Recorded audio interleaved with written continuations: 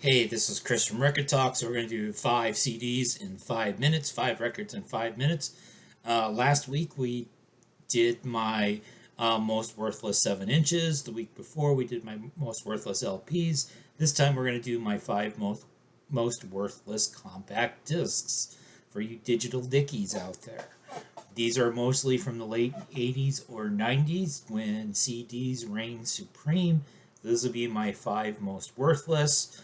And again, this is not based on musical merit. This is based on median Discogs value. So all of these have a value of $1 or under median value. A few surprises. So coming in at $1, REM Automatic for the People. You might have been expecting REM Monster. It might be because my particular, we're not focusing, but mine is a BMG Music Club pressing of Automatic for the People, which I'm sure doesn't do anything for its quality. But I would say, hey, Automatic for the People for the buck, I would actually say is a pretty good bargain. And you got the names of, there's actually a lot of cool songs on there. I think it's definitely a better deal than Monster or a lot of the late career REMs.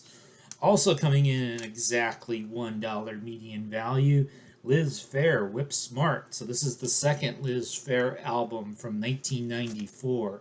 Automatic for the People was from, I think it was from 92. Whipsmart from 1994.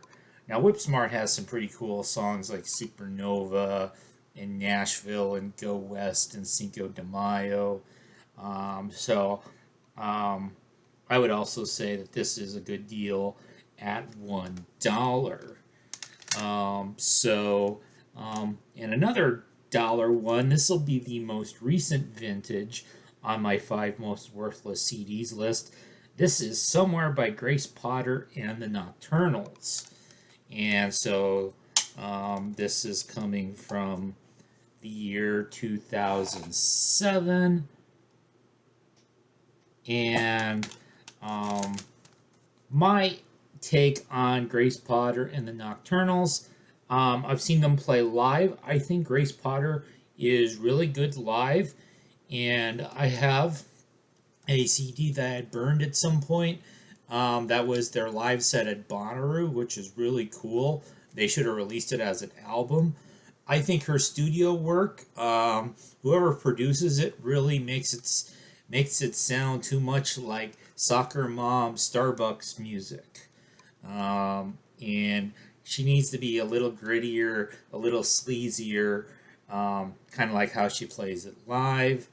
So you don't really need this, but I'll sell it to you for $1 if you want it. Then we've got, also coming in at exactly $1, Zoot Suit Riot, the swinging hits of the Cherry Poppin' Dandies. So those of us remember in the late 1990s, what was this, like a 97 album? Yeah, 1997. So we had a couple years where we thought bringing back swing music would be fun with like Brian Setzer Orchestra and the Cherry Poppin' Dandies and the Squirrel Nut Zippers, and it's not really that good. And I would say if you pay $1 for this, I think you're overpaying. And then finally, my most worthless CD in my collection, coming in at a median price of 99 cents, is David Garza, This Euphoria. Maybe a bit more obscure pick than my other ones. So he's a singer-songwriter, kind of based in Austin, Texas. He's worked recently with Fiona Apple, and he's put out a lot of his own work over the past 20-25 years. So at least at some point, it looks like in November 2004, Magnolia Thunder Pussy was selling it for $5.99. It's the name of a record store. They have a Discogs store where I actually bought this, although I'm pretty sure I paid $1 for it. It was one of those times I bought a couple other things from them, and I could get like 1 or 2 more items for the same shipping. And I checked out the cheap CDs, and this is totally worth $1. And so there you go, 5 worthless CDs in 5 minutes.